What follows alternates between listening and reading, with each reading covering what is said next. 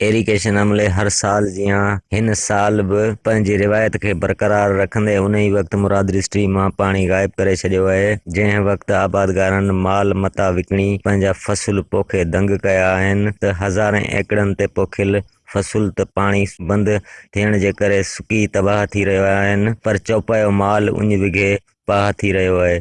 जॾहिं त इलाइक़े में पीअण जो पाणी बि अणलभ थी वियो आहे। इलाइक़े में करबरा वारी सूरत हाल पैदा थियल आहे। आबादगारनि सिंध टीवी न्यूज़ सां ॻाल्हाईंदे चयो त ये असांखे तकलीफ़ आहे, पाणी जी तकलीफ़ आहे। हींअर मुराद जे जेके एराज़ी 1000 एकड़ जी एराज़ी में असांजा वण पोखियल आहिनि उहे सुकी रहिया आहिनि। उनखां अलावा असां जेको बीजो टमाटर जो पोखियो आहे उहो बि सुकी रहियो आहे। हाणे हींअर असांजो वण बीठल आहिनि, असांजा वण पिया सुकनि, असां जेको टमाटे जो बीजो पोखियो उहो बीजो असांजो सुकी वियो आहे। हिन इलाइक़े जो जेको दारोमदार आहे उहो सॼो ज़रायत ते बीठल आहे।